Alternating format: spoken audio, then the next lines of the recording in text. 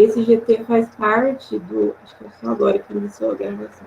Esse GT ele faz parte do projeto Safety Well, né, coordenado pela professora Marcele, e a gente tem trabalhado, né, com estudos, pesquisas e divulgação de informações sobre a temática, né, de violência contra as mulheres no período de pandemia. Então, eu gostaria também de agradecer a colaboração de todas as participantes do GT, para que a gente pudesse, né, tornar isso possível, essa roda de conversa e ofertar esse momento para todos. Então, hoje a gente recebe a doutora Magda, né, para falar sobre violência doméstica, familiar e sexual, e contar um pouquinho sobre o papel da Delegacia da Mulher no enfrentamento à violência contra as mulheres. Então, eu vou apresentar a doutora Magda agora, né? Ela é delegada da Polícia Civil do Estado do Paraná, atualmente lotada na Delegacia da Mulher de Londrina. Ela é bacharel em Direito pela Universidade Estadual de Ponta Grossa e especialista em Direito Constitucional pela Academia Brasileira de Direito Constitucional. Ela é especialista em Direito Penal e Processual para Atividade Policial pela Universidade de Tuiuti, do Paraná. E também é aluna especial do mestrado em Direito na UEL. Mais uma vez, doutora Magda, gostaria de agradecer e passo a palavra para a senhora nesse momento. Queria dizer também que, durante a fala dela, vocês podem deixar as dúvidas no chat, que a gente vai estar anotando, para a gente poder discutir e conversar juntos depois, ok? Muito obrigada. Primeiramente, boa noite. Meu gato já está aqui pulando para querer aparecer também. Vai para lá, gato. Daqui a pouco ele me derruba tudo. Eu que agradeço o convite. Fiquei bem feliz mesmo quando a Josi falou comigo. Acho que não é segredo para ninguém que me conhece que eu gosto de falar, por mais triste que seja essa temática, mas eu gosto de falar porque eu acho muito importante. É um trabalho de formiguinha que a gente faz, que a gente tem que falar cada vez mais. Por mais chato que pareça para alguns, é necessário que a gente continue falando, não somente nesses dias, Dia Internacional de Não Combate à Violência da Não Violência contra a Mulher, nos 16 dias de ativismo, no aniversário da Lei Maria da Penha, mas em todos os dias. E é muito bacana ver um projeto como esse, que estuda essa temática e tem essa função, né, de levar essa informação para as pessoas. Eu divulguei o link em vários grupos, me ligaram da rádio quando viram o folderzinho, passei o link, passaram para um monte de gente, então é bastante importante que a gente possa difundir isso. Então, agradeço muito, muito, muito o convite, fico muito feliz. Em nome, acho que de toda a Polícia Civil, eu posso falar isso, que é sempre muito bom a gente estar aqui fazendo esse debate.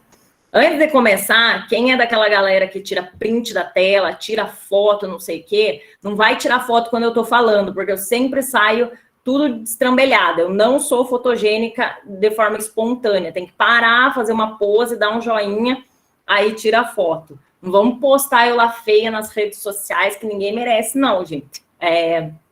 Não estou pronta para isso. Então, eu vou contar até 3. Quem quer tirar a foto, eu faço uma pose linda. Todo mundo que está com as câmeras ligadas faz uma pose, tira a foto e daí posta.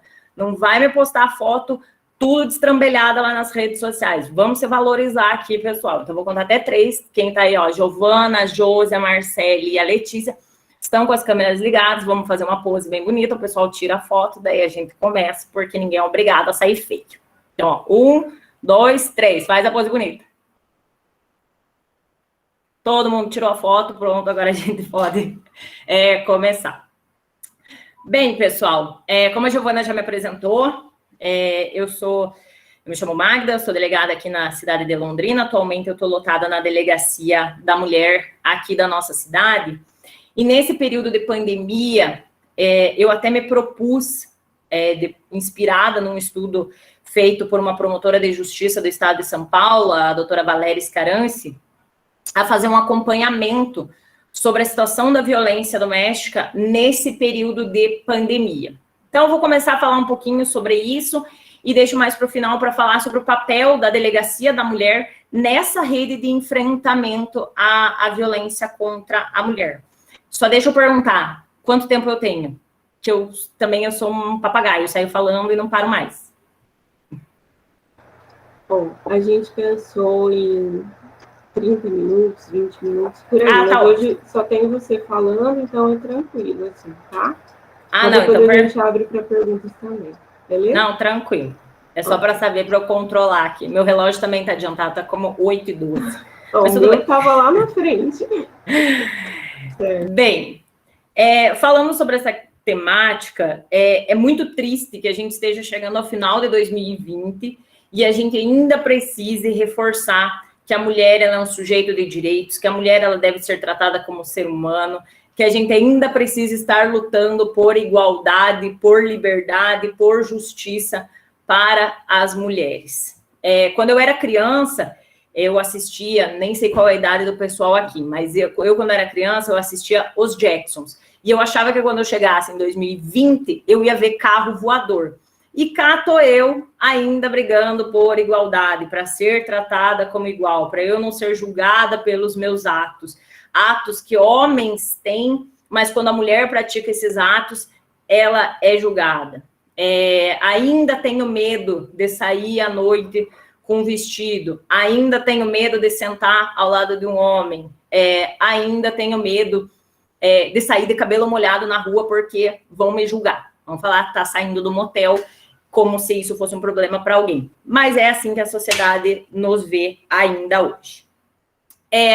Esse período de pandemia, ele veio nos mostrar que a violência contra a mulher, ela deve ser uma prioridade em toda e qualquer política pública.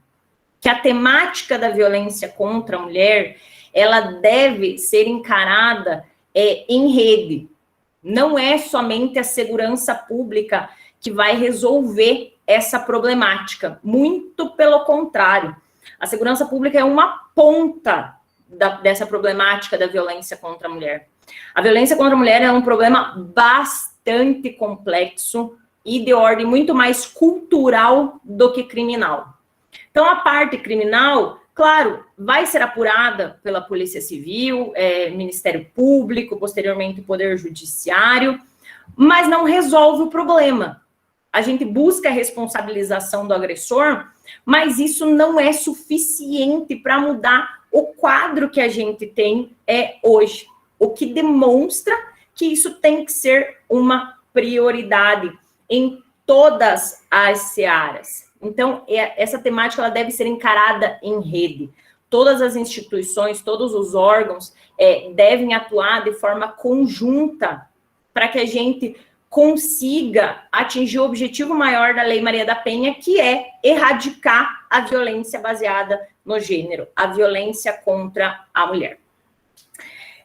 Mas nesse período de pandemia, já desde o início, quando se iniciou, a ONU já se preocupou com a questão da violência doméstica e familiar contra a mulher. Lá no início, em fevereiro, março, a ONU já tinha alertado. A ONU falou que a gente tem que adotar medidas para evitar a propagação do coronavírus, mas nós não poderíamos esquecer os grupos vulneráveis, que em situações normais já são vulneráveis, numa situação diferenciada, numa situação de pandemia realmente que nós estamos vivendo, eles se tornariam ainda mais vulneráveis. Então, além, claro, de impor medidas de restrição de circulação das pessoas, pelo aspecto sanitário, nós também teríamos que manter um alerta em relação aos grupos vulneráveis, dentre os quais estão as mulheres. Então, as medidas adotadas por todos os estados, claro, foram super necessárias e ainda são necessárias do ponto de vista sanitário, mas trouxeram um problema, uma agravante na realidade enfrentada por muitas mulheres. Muitas mulheres passaram a se ver dentro de um convívio forçado com o próprio agressor. E com esse convívio forçado, também aumentou a carga do trabalho doméstico com essas mulheres.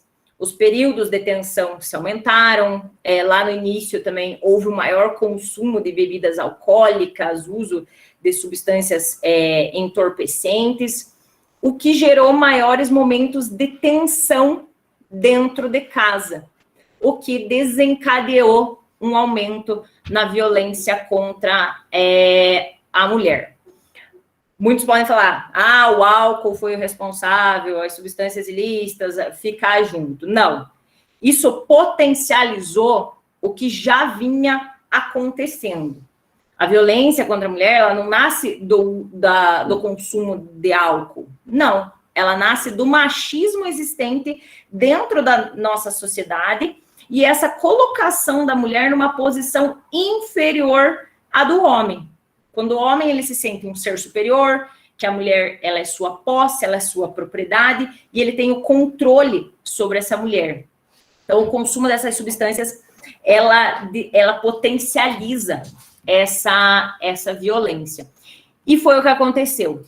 Infelizmente, a preocupação da ONU em relação ao aumento da violência doméstica se concretizou. Na questão do registro de ocorrências, aqui em Londrina eu fiz esse levantamento e depois eu acessei o Anuário Brasileiro de Segurança Pública e vi que foi uma coisa comum, nível Paraná, todos os estados, Brasil.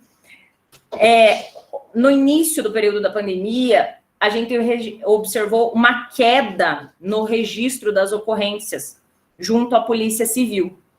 E por quê? Porque muitas mulheres estavam trancadas em casa com seus agressores, os decretos estaduais, municipais, impediam a circulação em via pública, e essas mulheres não tinham como denunciar essa violência. Os registros caíram, mas não quer dizer porque o registro caiu que a violência não estava acontecendo. Pelo contrário, a violência continuou acontecendo e essas mulheres não tiveram como recorrer às autoridades para relatar esse tipo de situação.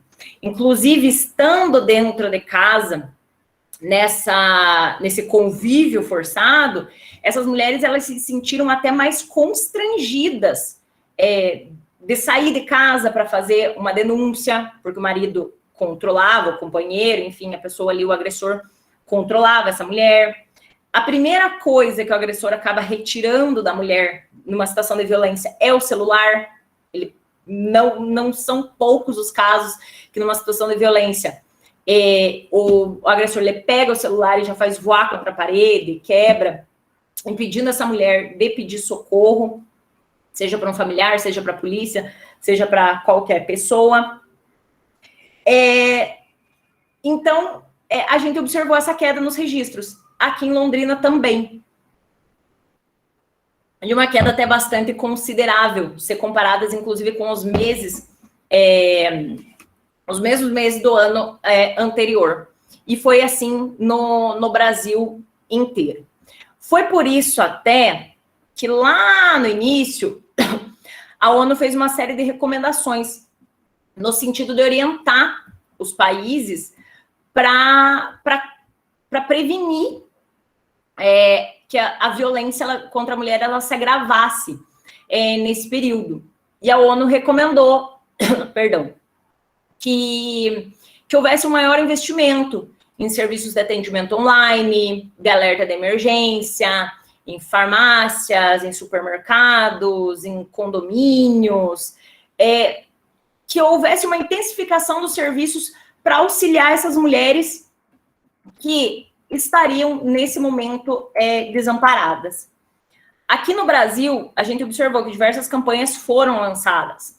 A campanha do Sinal Vermelho, do CNJ, em que a mulher ia até uma farmácia, fazia um sinal vermelho na mão, e aí seriam acionadas as autoridades policiais para dar atendimento àquela situação.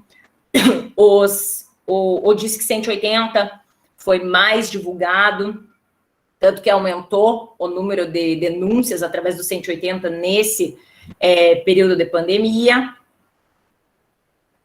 A Polícia Civil aqui do Paraná implementou o registro do boletim online em casos de violência doméstica e familiar contra a mulher.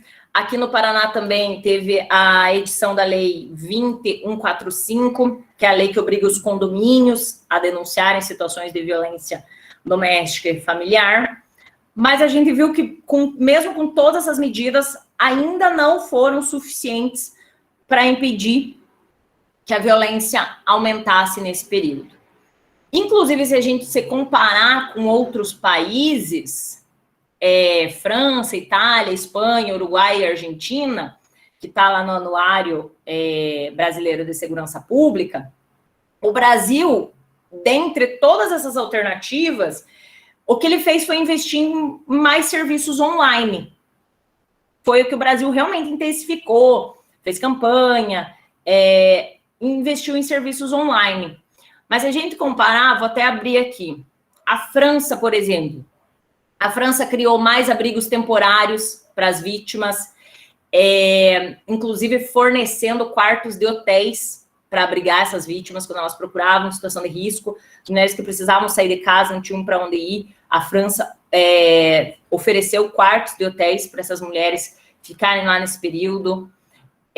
Estabeleceu também serviços de alerta em supermercados, em farmácia, também investiu em atendimento online, também investiu em organizações da sociedade civil. A Itália também criou abrigos temporários, também investiu em sistemas online. Teve outros países que declararam os abrigos e serviços de atendimento à mulher como essenciais. Eles realmente colocaram todos esses serviços como uma prioridade em seus governos. E o Brasil acabou ficando atrás nesse quesito. O que demonstrou que esse período de pandemia ele nos trouxe maiores desafios para quem atua nessa temática da violência doméstica e familiar contra a mulher. Não somente violência doméstica, né, mas até violência sexual praticada contra a mulher. E aí a ONU novamente faz um alerta, que realmente essa temática ela precisa ser tratada como uma política pública forte, consistente, não pode ser limitada, a atuação tem que ser feita em rede, e sempre os países têm que estabelecer metas, diretrizes, recursos financeiros e humanos suficientes para a gente atuar na violência contra a mulher, para que a gente consiga, em algum momento, erradicar. Inclusive, há um estudo da própria ONU que diz que em 2133 a gente vai atingir a igualdade de gênero no mundo.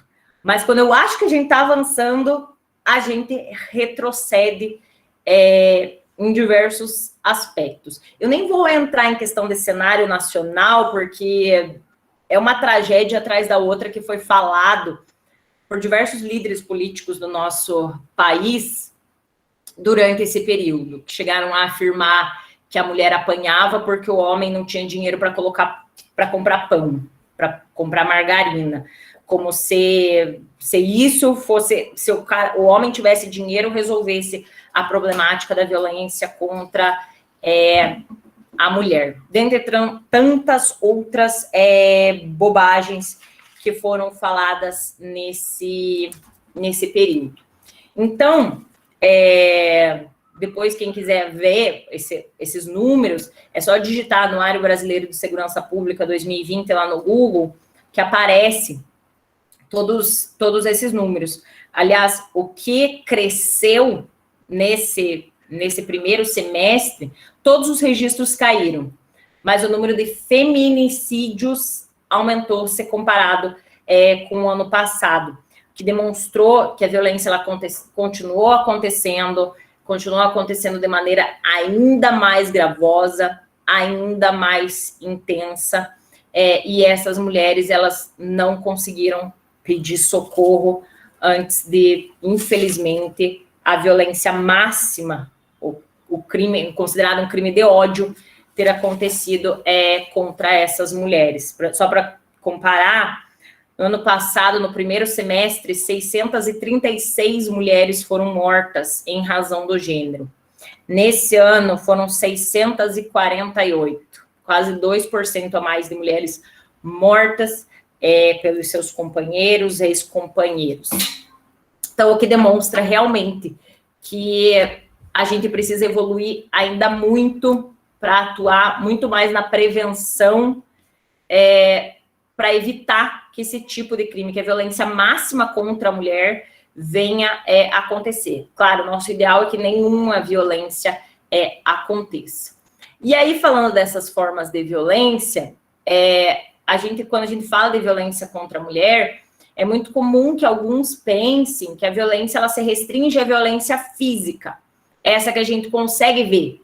E claro, ela é mais fácil de visualizar. Você vê quando uma mulher está machucada, quando uma mulher foi vítima de uma tentativa de feminicídio. Essa violência, ela deixa marcas. Mas a violência não é só isso. Aliás, essa é fácil de ver, é fácil de identificar, é fácil para as autoridades responsabilizar um agressor por uma violência que você vê. Mas a mais perigosa é aquela violência silenciosa, que ela vai acontecendo de pouquinho em pouquinho. E quando a mulher ela se percebe naquela situação, muitas vezes é tarde demais. E é nisso que a gente tem que focar também. A violência, como traz a Lei Maria da Penha, ela pode ser uma violência, a violência física, que é aquela realmente que deixa marcas, que a gente vê, que é a lesão corporal, que é a vias de fato, que é a tentativa de feminicídio, que é o próprio feminicídio. Mas nós temos também a violência psicológica, que dentro da temática do direito penal pode ser o constrangimento ilegal, cárcere privado, invasão de domicílio, perturbação da tranquilidade, ameaça, tudo aquilo que reduz a autoestima da mulher, gera um constrangimento para ela. E nem toda violência psicológica é crime. Aquele exercício de controle do parceiro para com a sua companheira, quando ele controla as roupas que ela está usando, o batom que ela coloca, a cor do cabelo, o tamanho do cabelo, o sapato que ela vai usar, os amigos que ela tem, é nisso que a gente precisa prestar atenção. Eu falo aqui, e falo de maneira aberta, porque minha amiga sabe que eu falo isso. Claro, eu não coloco nomes, mas ela sabe que eu falo. Eu tenho uma amiga que vive uma situação dessa. Por mais que a gente já tenha sentado com ela, conversado, ela sabe que está diante de um relacionamento abusivo, que isso é perigoso, e ela não consegue romper. A pessoa controla ela, controla os amigos, e a gente tem que ficar atento a isso. E oferecer ajuda, orientar essa amiga, essa pessoa do nosso convívio, dar dicas. Olha, amiga, você não vai sair com a gente, mas você não acha que tá estranho? A gente tem que parar de romantizar ciúme excessivo. Ciúme e controle não é amor. Ai, mas ele gosta de mim, por isso que ele faz isso. Não, ele não gosta de você. Pode até gostar, mas é um gostar perigoso. Futuramente isso pode se tornar perigoso. Então, quando a gente está diante de uma situação dessa, se nós, como mulheres, estamos diante de uma situação dessa, a primeira coisa, a gente tem que sentar e conversar com o nosso parceiro e explicar aquela situação, falar que aquela situação não está confortável e não nos permitirmos ficar numa situação dessa. Mas também ajudar pessoas que estão ao nosso redor. A violência ainda, ela também pode ser moral, que são xingamentos das mais variadas ordens aqui, que a gente mais escuta, perdão pelos nomes que eu vou usar aqui, mas é o que acontece na prática, xingar de gorda, biscata, vagabunda, prostituta e por aí vai. É esse tipo de xingamento. E muitas mulheres, quando elas chegam, elas relatam isso, e a gente fala, isso já é uma forma de violência. Elas nem sabiam que isso era violência. Elas falam, nossa, eu tô tão acostumada com isso, isso acontece desde sempre. E é estranho pensar que realmente a gente normalizou muitas condutas dentro de um relacionamento. Por muito tempo, esse tipo de violência ela foi normalizada. E sempre recaiu sobre a mulher manter aquele relacionamento. A carga de manter um casamento recaía toda a mulher. A mulher era traída, ela não podia terminar um relacionamento, porque o que a sociedade vai pensar, o que tua família vai pensar, que é absurdo você terminar um relacionamento. Ou, se não, ainda pior, perguntavam o que a mulher fez para o cara ter traído ela. E isso acontece ainda nos dias de hoje. Acontece até quando a mulher sofre uma violência física. Tem gente que pergunta para a mulher, mas o que você fez para apanhar? Como se a culpa fosse dela. Ah, mas ela estava falando com outra pessoa no celular. Termina, sem agressão, cada um para o seu lado. Paciência, não deu certo. E a sociedade ainda normaliza esse tipo de conduta, de culpabilizar a mulher por um fato, uma violência que ela sofreu.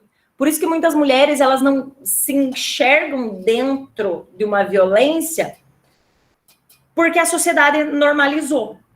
E dentro da casa foi criado assim, foi ensinado assim para ela, e ela entendeu que é assim que ela tem que agir. Que se ela apanha, a culpa foi dela, foi ela que fez alguma coisa. Se ela foi xingada, é porque ela fez alguma coisa. E, aliás, é isso que caracteriza até um relacionamento abusivo. O homem, ele consegue mudar o pensamento da mulher a tal ponto que ela se sente culpada por tudo aquilo que está acontecendo com ela. E que ela vê que quando ela não coloca uma roupa curta, ela não apanha. Mas aí quando ela coloca a roupa curta, ela apanha. Então então a culpa é minha. Eu que fiz isso, eu coloquei a roupa curta. Então vou mudar, vou colocar a roupa maior. Ah, cortou o cabelo, apanhou. Aí quando ela não corta, ela não apanha. Ah, pôs o batom vermelho, enfim. A mulher, ela se diminui a ponto de sempre querer agradar o agressor. Então é bastante difícil. E é por isso que muitas mulheres elas não conseguem romper esse ciclo de violência. Às vezes a gente olha e fala assim, mas como que essa mulher não termina com esse infeliz? Porque ela já está tão transformada a ponto de não conseguir enxergar que ele é o culpado pela violência que ela sofre. Ela entende que ela é a culpada por aquilo e a sociedade fomenta esse tipo de coisa. Mas, enfim. Temos ainda a violência patrimonial, que é a subtração de bens das mulheres, é quebrar o celular dela, é reter a documentação dessa mulher, enfim. O mais comum é quebrar o celular, é reter documento, é pôr fogo na roupa, é destruir os bens daquela mulher, controlar cartão de crédito dela, quebrar, reter o salário da mulher. Ela recebe, mas ela tem que dar o dinheiro dela para o homem, daí ele retém uma parte, dá só uma mesada para ela. Enfim, isso é violência patrimonial. E também pode acontecer dentro de um relacionamento. Mesmo casados, isso também pode acontecer. E, por fim, a gente tem a violência também sexual. E aqui é onde mais acontece em casos de subnotificação, em razão da grande culpabilização das vítimas por uma violência sexual que ela tenha sofrido. Eu não leio comentários de notícias e parei de fazer isso. Mas se vocês tiverem a curiosidade e estômago para fazer isso, joguem qualquer caso famoso de violência sexual no Google. Aquela menina que foi estuprada por 10 lá no Rio de Janeiro. Ou mulheres que conheceram o cara na balada e daí levaram para o seu apartamento e acabaram sendo estupradas e até agredidas. Se vocês quiserem, leiam os comentários que vem nessa notícia. Comentário que a menina lá no Rio de Janeiro. Ah, mas o que ela estava fazendo um baile funk? Ah, porque ela ficou com um deles. Ah, porque ela estava com roupa curta. Ah, que já era tarde da noite e ela estava sozinha. Cadê as amigas dela?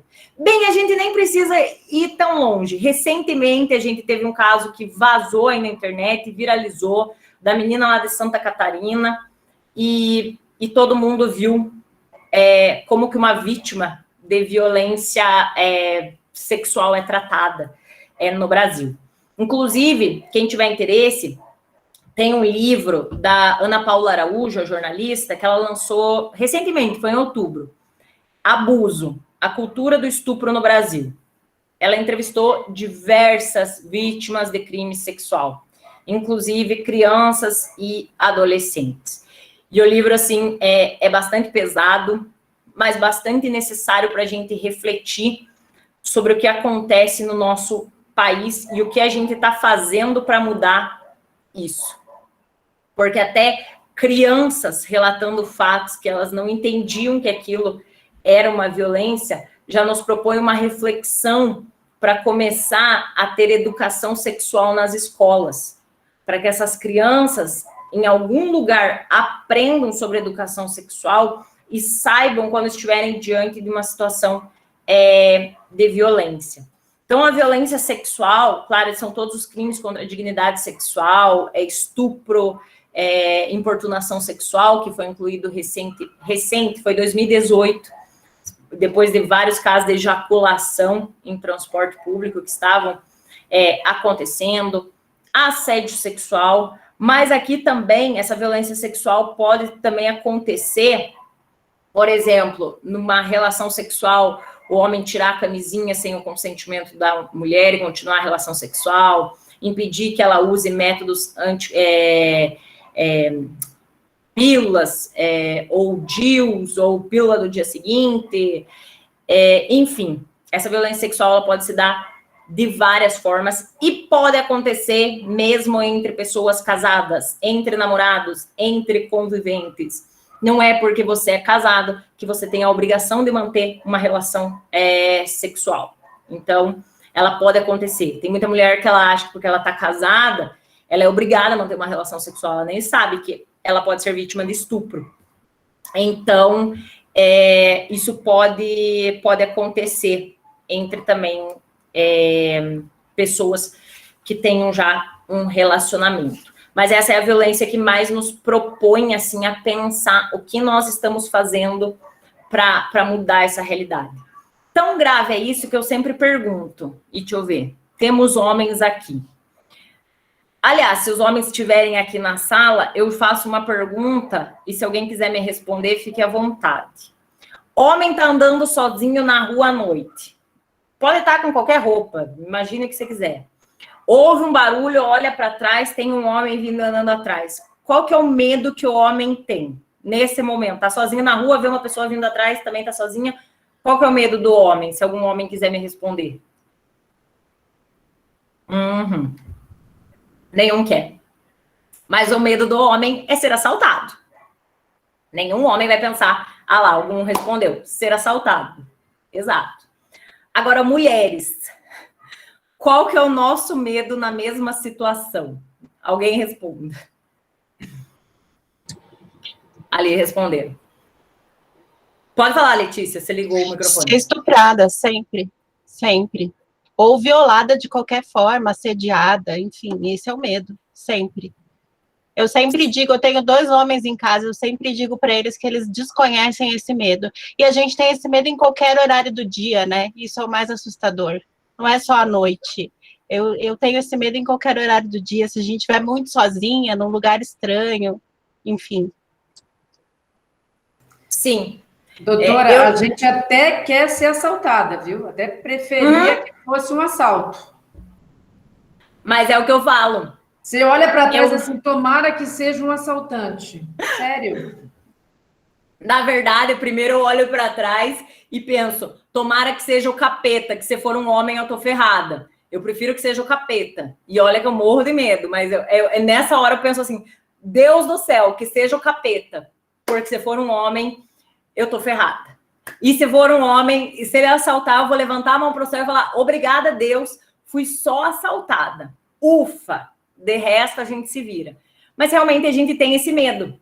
Eu também tenho esse medo durante várias horas do dia.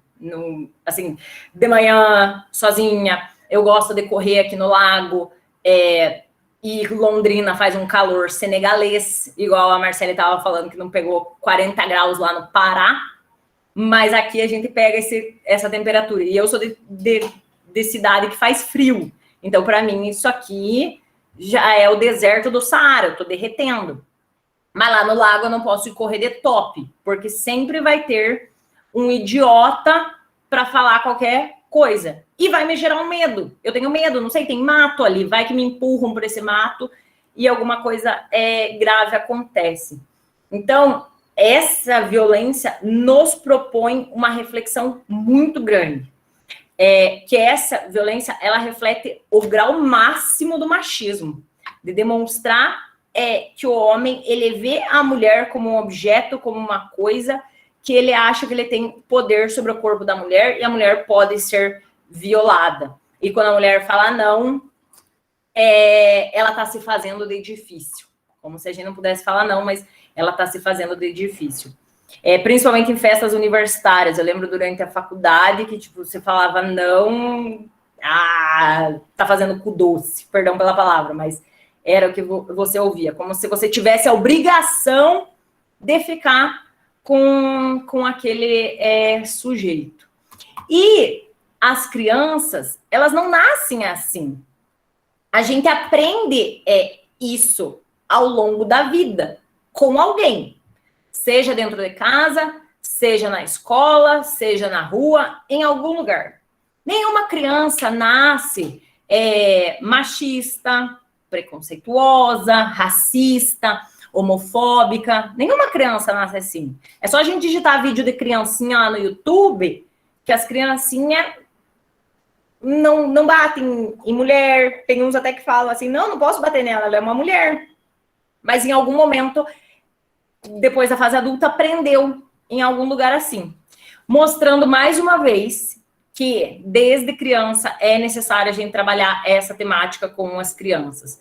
Levar isso para as escolas. Falar de igualdade de gênero nas escolas. Eu não sei o que acontece, que as pessoas têm um medo de falar de igualdade de gênero como se fosse um ET. Na verdade, eu sei. É que elas não sabem o que é, e aí propagam um monte de bobajada aí pela internet, e os grupos mais radicais acabam soltando essas bobagens, enfim, e ganha força, isso por algum motivo. Mas é cada vez mais necessário a gente falar de igualdade de gênero para as crianças. Ensinar que todos nós somos iguais, que o fato de eu ser mulher não me faz diferente de ninguém. E nessa fala de ser mulher, a gente sempre tem que associar todas as mulheres. Eu não posso dissociar aqui o debate de classe, raça, etnia, não, porque aí eu estou alimentando uma opressão sobre a outra.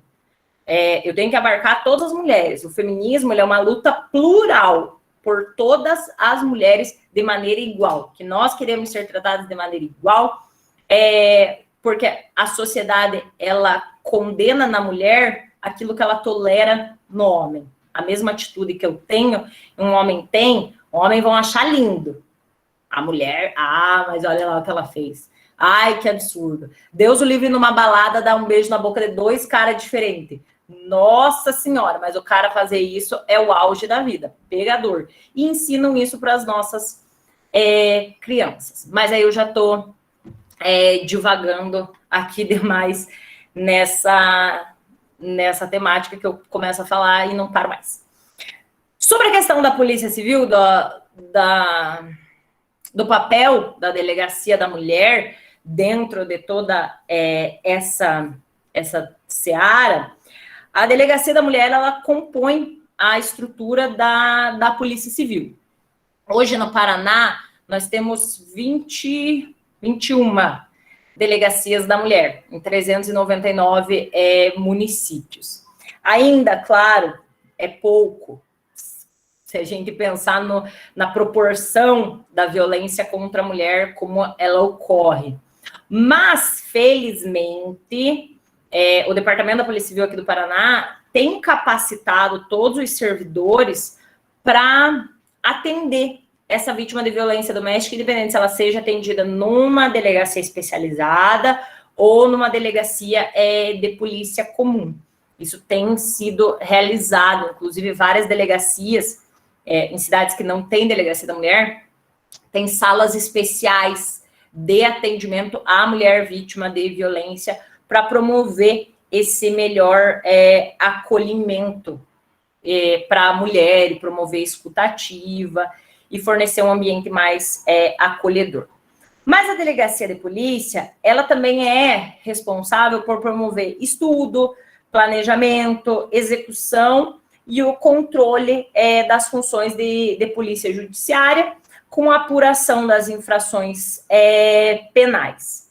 E dentre essas novas atribuições da Polícia Civil, não é somente de órgão repressor, de apurar infrações penais, reprimir a prática delitiva, mas também de educador e aberto à audição do público usuário. É ouvir a sociedade sobre as suas demandas e, a partir disso, mudar algumas coisas dentro da própria funcionalidade da delegacia. Inclusive, eu tenho até aqui uns materiais que foram passados, até perdi. Ah, não, tá aqui. Que é do funcionamento das delegacias da mulher, não só aqui do Paraná, mas especialmente daqui, claro, onde eu trabalho. E nesses documentos, o próprio delegado-geral, Dr. Silvio Jacó Roquembar, ele relata que as delegacias da mulher, elas são um compromisso do Estado no enfrentamento e erradicação da violência contra a mulher, representando, através de sua atuação de polícia judiciária, uma resposta do Estado à violência contra as mulheres. A delegacia da mulher, ela tem que reconhecer o seu papel como decisivo no combate a esse tipo de crime, não só por ser uma importante porta de entrada para essas mulheres vítimas de violência, mas também em razão do seu papel repressivo, de buscar a responsabilização desse agressor. Inclusive, em questão de porta de entrada, as delegacias da mulher, das delegacias no geral, né, representam 95% de entrada dessas mulheres vítimas. Por onde elas o primeiro que elas procuram é a delegacia para buscar uma resposta a essa forma de violência. E são os passos mais difíceis que essa mulher dá na vida, que ela está caminhando para denunciar aquela pessoa que, em princípio, jurou amor para ela e está entregando violência para essa mulher. Mas, e já para me encaminhar para o final, que agora eu estou vendo a hora que eu não paro de falar, a finalidade, claro, da delegacia da mulher não é de apenas punir, mas é amparar essa vítima de violência doméstica e familiar e também vítimas de crimes sexuais, explicando para elas quais são os direitos dessas mulheres, defendendo os seus direitos, estimulando denúncias de agressões. A gente faz isso de forma direta, a gente estimula essas mulheres, fala que se está diante de uma situação de violência, procure a delegacia. E, é claro, a gente realiza diversos estudos, como a gente fez a respeito do raio-x da violência, que eu já comento de forma bem rápida, assim, bem breve, o que foi observado nesse período. Mas, como eu disse lá no início, a delegacia não atua sozinha. Tem que ser feito um trabalho em rede. Porque quando essa mulher vítima, ela procura a delegacia, o nosso papel é registrar o boletim de ocorrência, solicitar medidas protetivas, se assim ela desejar, fazer um encaminhamento dessas medidas ao Poder Judiciário. Mas a problemática não termina ali. Como eu falei, essa não é um problema apenas de ordem criminal. Eu preciso ter outros serviços. E se essa mulher ela precisar sair de casa porque ela está sendo ameaçada de morte, quem que vai fazer isso? Então, há necessidade de criação de casas-abrigos. Aqui em Londrina, felizmente, a gente tem uma casa-abrigo. Então, a gente faz o encaminhamento dessa mulher e seus dependentes para casa-abrigo. Ela fica lá pelo tempo que isso for necessário até que seja o agressor retirado da sociedade, ou ele se mude, ou seja imposta uma outra medida para que ela possa retornar para o seu lar. Mas essa mulher, por já estar num relacionamento abusivo, e acreditem, elas demoram anos para denunciar uma violência, ela precisa de um atendimento psicossocial, e aqui a gente faz o encaminhamento para o centro de atendimento, para a secretaria da mulher. Essa mulher, a violência contra a mulher, também não é só na área criminal, envolve questões de direito de família. Então, nós temos o projeto OAB por Elas, junto em parceria da delegacia com a OAB, nós temos o NUMAP, para fazer o encaminhamento dessa mulher para que ela tenha um atendimento jurídico, porque o homem também ameaça, fala, se você terminar comigo, for lá me denunciar, eu vou tirar os filhos, você não vai ficar com os filhos. E ela acredita que ela pode perder a guarda dos filhos. Muitas demoram para denunciar por causa disso. Então, ela precisa de um atendimento jurídico também. Mulheres vítimas de violência sexual, violência física, precisam ser encaminhadas ao IML, a uma unidade básica de saúde, para passar por um atendimento médico. As vítimas de violência sexual precisam ser encaminhadas para a maternidade, para o programa Rosa Viva, para que passem, tomem todos a medicação para doenças sexualmente transmissíveis, caso venham a engravidar em razão de uma violência sexual, se assim desejarem realizar o procedimento de aborto, e tantos outros serviços que a gente tem aqui na nossa cidade. Então, o nosso papel como Delegacia da Mulher Polícia Civil é a parte criminal, mas nós temos essa função social também de alertar essa mulher, fazer os encaminhamentos e realizar estudos, até para fins de ação, de criação de novas políticas públicas junto à rede, para que a gente possa evitar que novos crimes, que novas violências venham a acontecer contra essa mulher, identificar quais áreas a violência é maior, quais bairros, quais épocas do ano a violência aumenta. E só para fechar, no raio-x que foi realizado nesse período de pandemia, assim como foi verificado no cenário nacional, no início do período de pandemia, a gente verificou mesmo uma queda no registro das ocorrências aqui na Delegacia da Mulher da cidade de Londrina. Por sua vez, o número de chamadas no 190 aumentou. E esses dados eu consegui junto à Polícia Militar, com o Tenente Castro, que mês a mês me passava também os dados registrados, tanto no 5º Batalhão quanto na 4ª Companhia. Em junho, a gente verificou um aumento no número de flagrantes por descumprimento de medida protetiva, o que gerou até um certo receio, porque as mulheres têm medida protetiva, mas essa medida protetiva não estava sendo devidamente fiscalizada. Então, essa mulher, ela já passou por uma situação de violência, solicitou medida protetiva e a situação continuou se repetindo com o mesmo agressor. No mês seguinte, já houve uma queda aí nos flagrantes novamente, aumentando em agosto e decrescendo em setembro.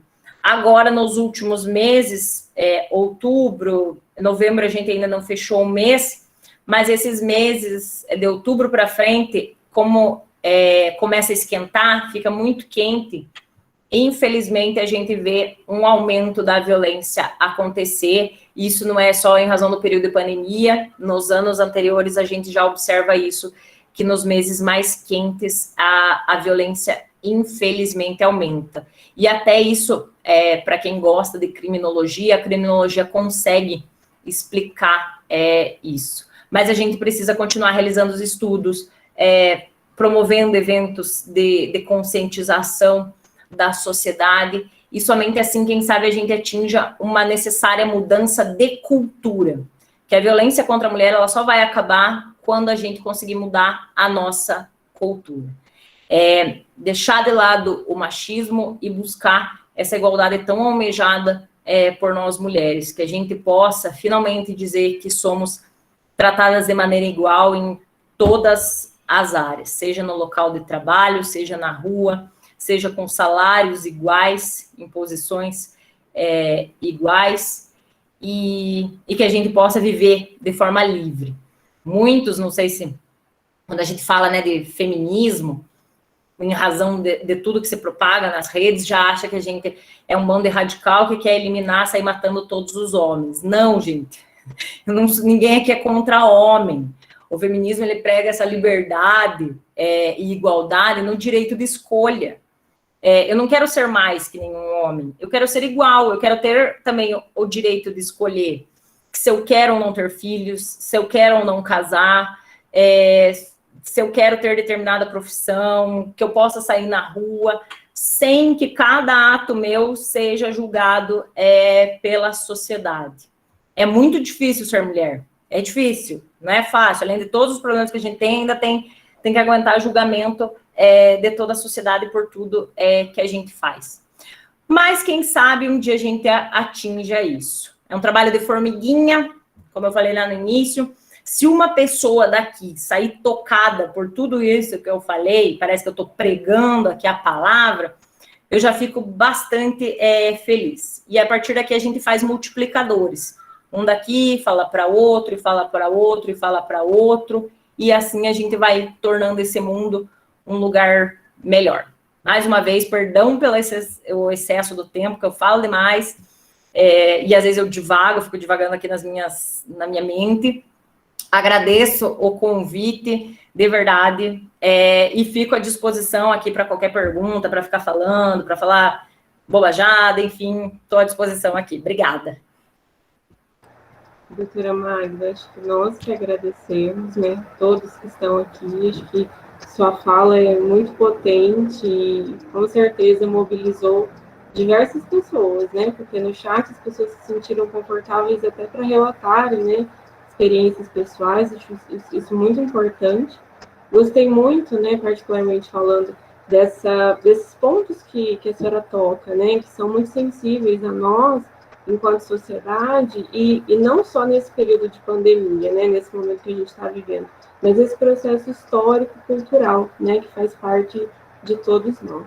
Então, acho que, assim, abro agora, né, para perguntas, reflexões e falas, e está aberta. A Marcele levantou a mão já, e aí passo a palavra para a Marcele. Então, e aí podem fazer inscrições no chat, a gente vai se organizando para conversar, tá bom? Eu levantei a mão porque, primeiro, agradecer novamente a presença da doutora Magda aqui.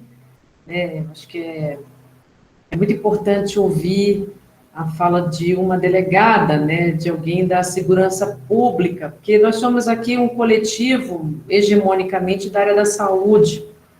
A gente olha por uma perspectiva, né? E uma perspectiva que está muito no espectro do invisível. Porque essa porta de entrada, que é a delegacia, como a senhora menciona, é porque é o componente visível. Porque quando a mulher chega em que situação? Né? Ela já chega para denunciar. Ela já tem alguma consciência de que ela sofreu alguma violência, ela já identificou aquilo, ela já chegou num lugar que possivelmente pode ajudá-la a resolver uma situação que provavelmente, muito provavelmente, ela já vem sofrendo há muito tempo, né? Porque a violência, principalmente a violência doméstica, a violência intrafamiliar, como a senhora mencionou, né? Ela é lenta, ela é silenciosa, ela é progressiva, ela é escalonada, e daqui a pouco ela se torna um enorme problema na casa, né, para essa mulher, e é nessa hora que ela vai e busca, né, esse auxílio diretamente, né, o que seria um auxílio objetivo, né, na esfera do visível. E tem todo principalmente a área da saúde, a gente tem discutido bastante, né, Josiane, Giovana, Letícia. Giovana é psicóloga, Josiane é enfermeira, Letícia é socióloga, ambas estão aqui fazendo, né, tese e dissertações, e a gente tem discutido bastante, né, em que lugar fica, se tem esse lugar ou não lugar da violência contra a mulher, né, qual a relação da saúde, ou a relação dessa violência com a saúde, e nós estamos muito no espectro do invisível. Porque essa mulher, recorrentemente, ela entra nas UBSs, ela vai nos serviços de saúde, ela vai com outras queixas, ela chega de outras formas, com outras, né? São as crianças, é o companheiro, é o hematoma, é a enxaqueca, a diabetes, a hipertensão, quer dizer, tudo aquilo que levou o conjunto da obra que levou essa mulher a ter N problemas, inclusive doenças reumáticas, doenças autoimunes e por aí vão, desdobramentos. É que a gente tem pouco ainda, e eu vou emendar na sua fala sobre a criminologia, porque a gente pode fazer um casamento muito legal da epidemiologia com a criminologia, na hora de analisar o fenômeno, né? Quando a senhora fala do aumento da ocorrência, né? O que para nós é a incidência, que são os casos novos de violência num determinado período, talvez associado ao calor ou determinadas condições, a gente pode olhar na sua perspectiva da criminologia e na nossa perspectiva da epidemiologia. O que é muito interessante, né? Porque a gente estuda fatores associados aos eventos e aos fenômenos. E a gente precisa desenvolver mais trabalho sobre isso. Porque a gente fala bastante sobre o assunto, mas na hora de apresentar dados sobre o assunto, a gente fica muito mais, principalmente na área da saúde, muito mais nesse lugar que é muito, muito difícil identificar. É muito difícil. Daí a Josiane, provavelmente, ela levantou a mão e fala isso, então eu não quero roubar a tua fala, tá, Ju? Que é você receber uma mulher no serviço de saúde e até você receber e identificar aquele sinal como uma possível violência doméstica, e ao identificar a violência, desdobrar uma série de outros eventos, como a senhora mencionou na delegacia, né? Assim como a delegacia faz esse papel em rede, a UBS também faz, outros pontos de atenção também fazem, só que quando chega na delegacia, você tem a materialidade, digamos assim, do fenômeno, né? Ele é visível e é material. Na UBS não tem. Ele é invisível, ele é imaterial e ele depende muito da sensibilidade e da nossa formação para interpretar os sinais, os signos que estão ali naquela mulher. Isso é muito difícil, nós precisamos formar gente para isso. Nós temos uma falha enorme nesse lugar. A outra coisa que eu queria mencionar, talvez para finalizar, né, era, e aí a senhora mencionou no final, eu estava curiosa com isso, com os números de Londrina, o que aconteceu com Londrina, se Londrina seguiu, né, o que aconteceu com o país, e aí a senhora falou que sim, né, aconteceu sim, por força do isolamento, então as denúncias caem, possivelmente os boletins de ocorrência também, o Disque Denúncia aumenta, mas eu fiquei pensando, né, que tem um fenômeno, e aí eu precisava colocar isso, que é na hora que a gente aciona, ou alguém aciona, a área da segurança pública, seja o vizinho ou vizinha, ou a própria mulher, na hora que ela faz, mesmo remotamente, quando ela consegue, porque eu vi vários artigos, e a senhora mesmo mencionou, a estratégia de você usar desde o WhatsApp, sinal na mão, a Magalu fez isso também, né? Fez uma campanha enorme para finja que você está comprando e denuncia a violência, tarará. Ok, mas a denúncia, em alguns momentos, assim como no território da saúde, quando você fala sobre a violência, quando você materializa essa violência, ela gera alguns eventos que, não, por conta da sociedade mesmo ser machista, patriarcal, ela gera eventos contrários a quem denunciou. O medo, a insegurança, eu conheço várias diretoras de unidade de saúde, várias profissionais da saúde, e várias mulheres que fizeram denúncias, ou vizinhos que fizeram denúncias e depois ficaram com medo, exatamente por conta do que a senhora mencionou. O trabalho tem que ser em rede, só que a rede, ela tem pontos, ela tem gargalos, ela tem gaps, né? Ela não trabalha de forma assíncrona, por mais esforço que se tenha. A senhora mesmo mencionou isso. Pasmem, né? A senhora falou daqui do Paraná. O Paraná vive uma condição privilegiada de delegacias da mulher. Porque no Brasil inteiro são menos de 8% de municípios com delegacias. Quer dizer, um membro dessa rede já está falho, que é aquele que atende o visível, o material, o concreto. Imagina os pontos que não atendem o material e o concreto. Isso está fora de cogitação. Então, essa rede, que no momento que você denuncia, e a senhora mesmo falou, né, da questão das medidas protetivas, as medidas que não foram monitoradas, então as mulheres tinham medidas protetivas, mas continuavam à mercê, Porque vamos combinar, se muito cá entre nós, ninguém está nos ouvindo, a medida protetiva é um elemento. Mas ela é a medida.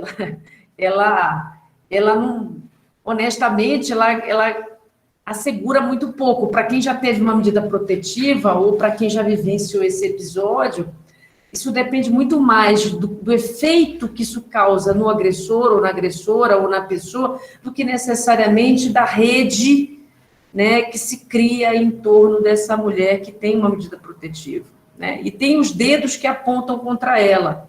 Tem o psicológico dela, que fica uma droga, né? Porque ela solicitou uma medida protetiva contra alguém que ela ama. A senhora mesmo mencionou isso. Tem todo o constrangimento do entorno, para quem fica sabendo, obviamente, né? Porque senão o oficial de justiça não chega no silêncio, né? E não chega secretamente na casa de ninguém para dizer que, olha, senhora, assine aqui. E se você mora num prédio, numa comunidade, é mais difícil ainda, porque aí todo mundo fica sabendo mesmo.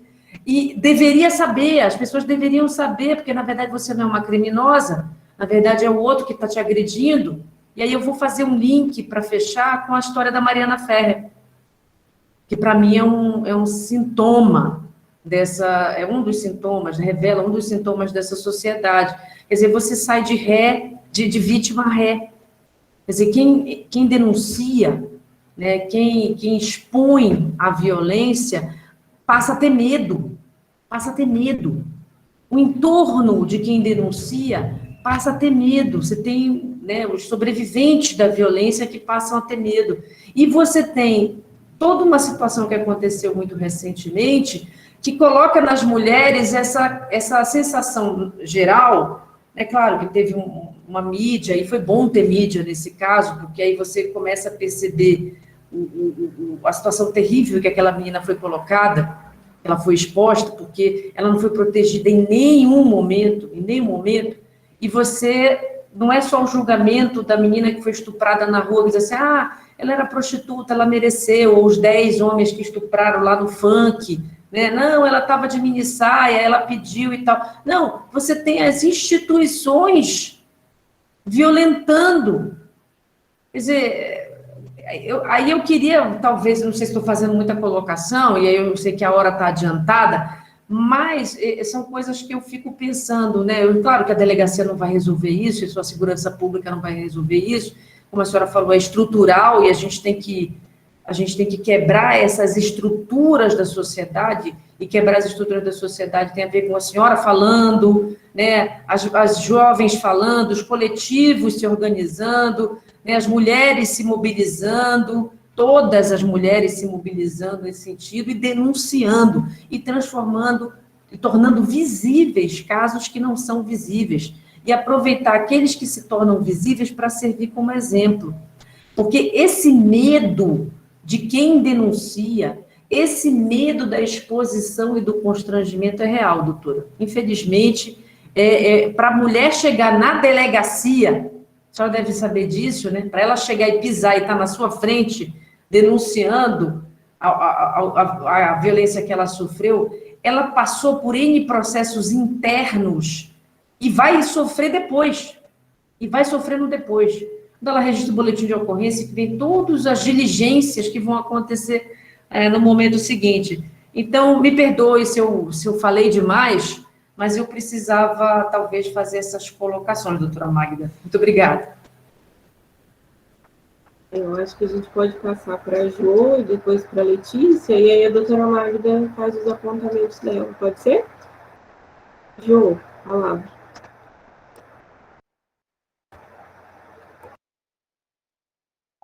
Abriu. Assim, as falas são riquíssimas, né? Assim, a gente vai mergulhando assim nas nossas experiências, nas vivências, e enquanto mulher a gente sente na pele, né? Tudo isso que foi dito aqui, que reflete o cerceamento de liberdade, né? É uma falsa liberdade que nós temos. Quando nós não podemos caminhar na rua em segurança, independente da cor da pele, independente do comprimento da roupa, independente se o cabelo está solto ou não, independente do batom, né? É um cerceamento de liberdade, né? E a gente aprende esse cerceamento desde pequena. E a fala da doutora Magda, quando ela fala de levar essa discussão para as escolas, é uma coisa muito importante.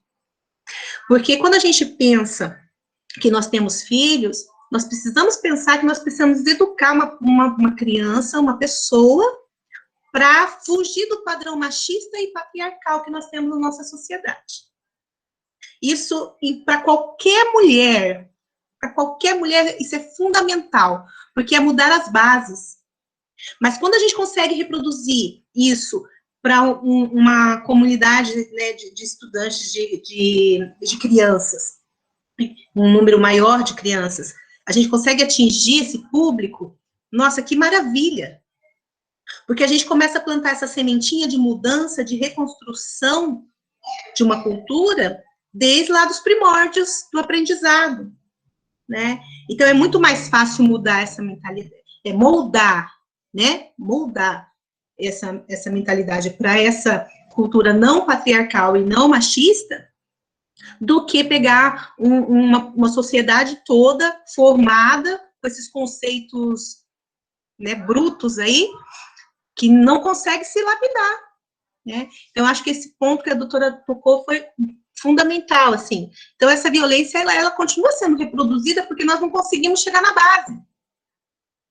Isso é uma coisa, assim, que fica muito clara, assim, na fala, né, da doutora. E quando a Marcele fala de como chega, a violência, ela é silenciosa. E aí eu fiquei pensando em algumas situações que eu já atendi, assim, sabe, na atenção primária. E de mulheres que sofrem anos e anos a fio. E, assim, os vizinhos sabem, a família sabe, mas é silencioso porque está entre quatro paredes, está dentro de casa. E muitas vezes a mulher, ela não quer comentar. Mas quem é vizinho escuta, quem é da família sabe que tem alguma coisa diferente ali acontecendo. Então, esse silêncio que nós aprendemos também desde a infância a termos, porque a mulher, ela não pode abrir a perna para sentar.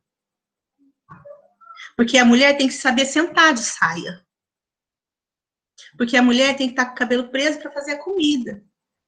Porque a mulher tem que estar com as unhas bonitas, limpas, porque todo mundo acha bonito. Porque a mulher tem que estar maquiada. Hoje a gente estava falando sobre isso, Marcelo. A mulher tem que estar bonita, porque a sociedade, ela te mede de cima e embaixo, dependendo do local que você está. Porque é um padrão que é estabelecido para nós mulheres. Mas romper com esses padrões de que eu sou a recatada e a do lar é necessário. Porque quem quer ser não tem problema. Nós temos que ter a liberdade de querer ser, como a doutora Magna também falou na fala dela. Se eu quero ser assim, ótimo. Mas se é imposto para mim, poxa, quem que pode ser feliz? E aí, numa das falas do chat, uma das meninas falaram que pedia para ele levar tudo, menos a alma. E eu digo para vocês que a violência, ela não machuca a sua pele, o músculo, não é o olho roxo, mas é uma dor na alma. Porque você é ferido por quem você ama.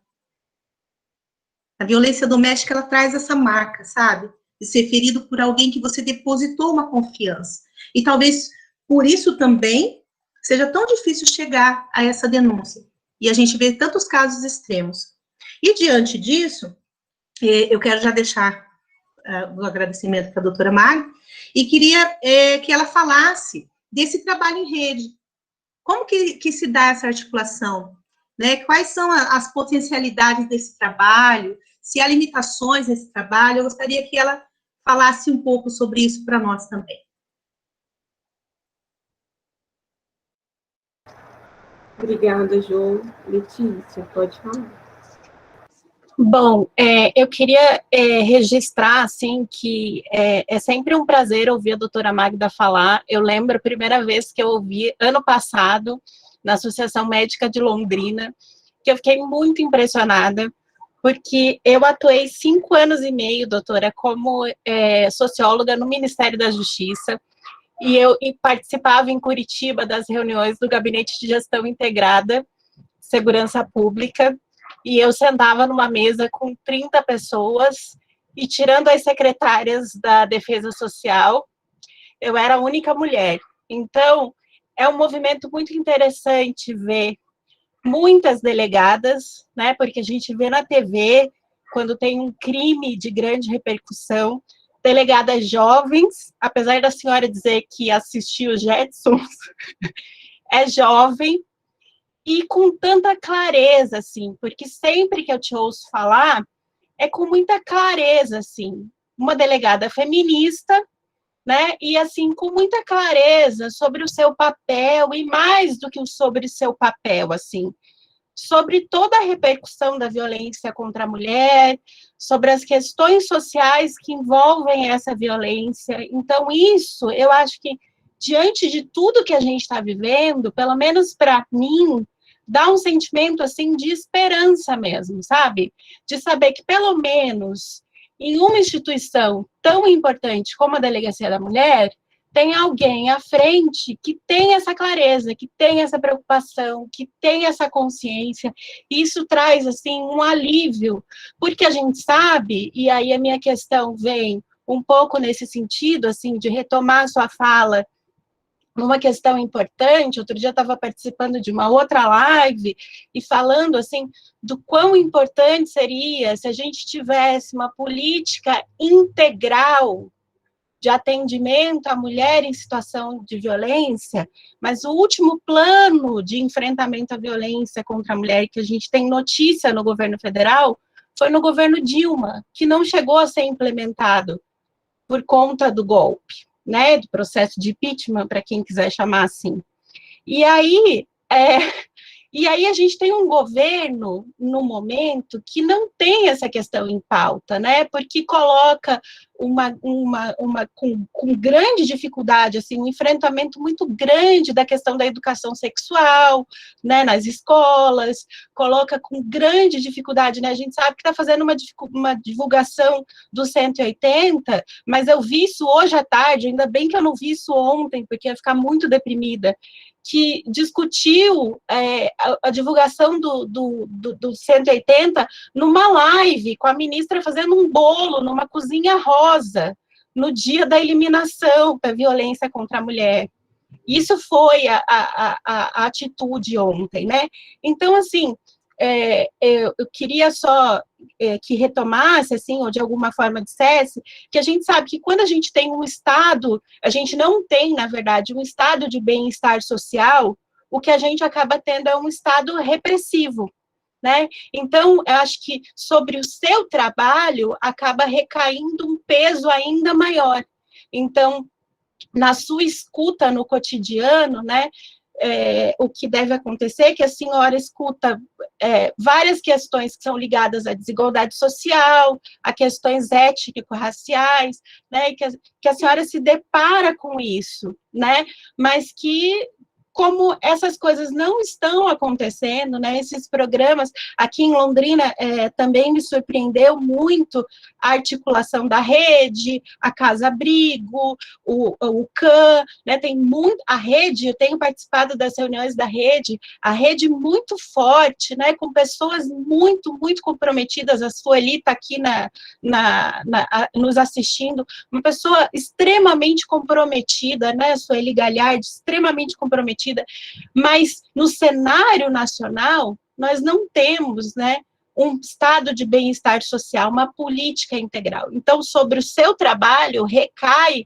com muita força essa necessidade de um Estado repressivo, né? Então, acho que isso aparece sobre a sua fala, né? E essa ponta do seu trabalho, ou essa, embora seja como a senhora destacou, a porta de entrada, né? Mas não é suficiente, né? Quer dizer, não é o único trabalho a ser feito, né? Então, acho que essa é uma questão. E eu queria recuperar aqui, que o Flávio colocou aqui no chat, quando a gente estava discutindo essa questão do andar na rua, não sei se o Flávio ainda está na reunião, tá, mas ele disse que ele, como homem gay preto, tem um medo a mais que o do assalto, mas ele disse que isso é um recorte da homofobia, e ele disse que mesmo assim não entra o caso da mulher que já de início tem o mesmo medo de estupro. Eu não sei se a doutora concorda comigo, mas eu acho que tanto a homofobia quanto o machismo são estigmas muito fortes nesse país, e eu acho que sim, são medos bastante comparáveis, né, porque são violências extremas sofridas cotidianamente no nosso país. Então, acho que sim, Flávio, são medos bastante comparáveis, assim, o medo que as mulheres têm da violência e o medo que os homens gays, e no seu caso, com esse recorte também muito grande da violência que as pessoas pretas sofrem no nosso país, mas acho que a doutora pode falar um pouco sobre isso também. É isso. Obrigada, Letícia. A gente não tem mais inscrições por enquanto. Passo a palavra para a doutora Magda.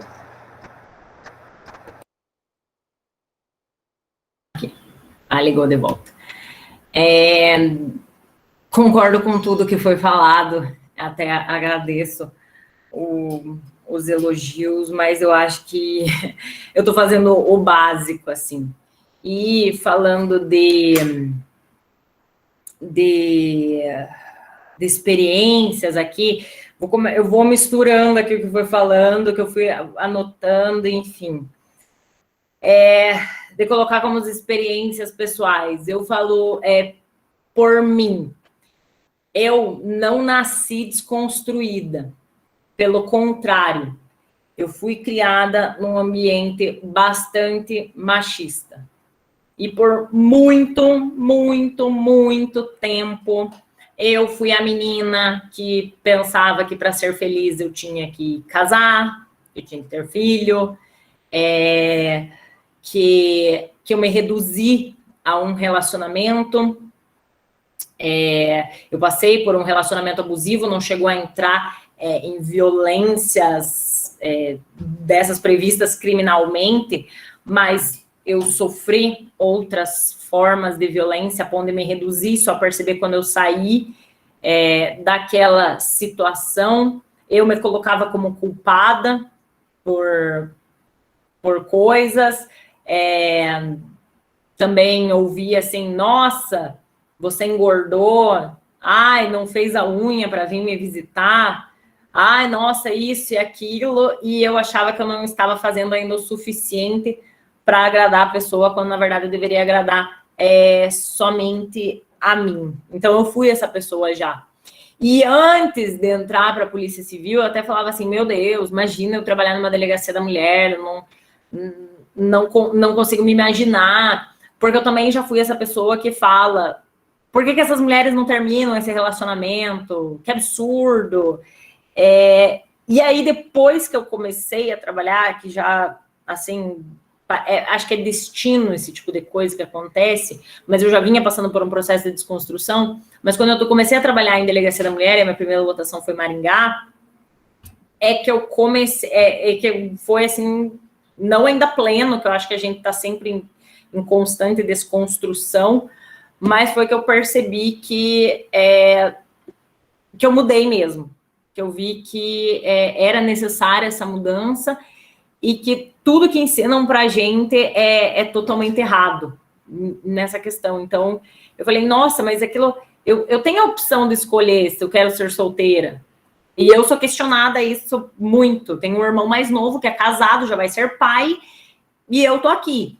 E toda santa vez me perguntam, tipo, quando é que você vai casar? Quando é que vai ter filho? Não tá ficando velha demais? Mas um homem na minha idade não é questionado quando que vai casar, quando que vai ter filho. Ah, ele tá muito jovem, mas eu já tô velha. Então, a gente vê essa disparidade. E sempre eu sou questionada com isso, dá vontade de falar umas bobajadas, mas eu me contenho para não ser expulsa da família.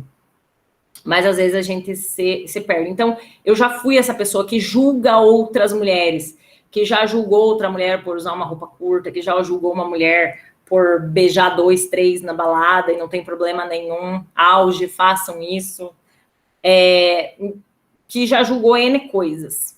E até todas as mulheres que eu tive possibilidade de pedir desculpa, que eu reencontrei, eu pedi desculpa para elas, mesmo sem ela saber que eu tinha julgado, eu fui lá e pedi desculpa, falando, eu te julguei um dia por isso, estou te pedindo desculpa porque eu fiz errado. Então, é um processo de desconstrução, porque eu aprendi isso em casa. Então, por isso que é importante a gente ensinar as crianças, desde cedo, a lutarem por um mundo igual.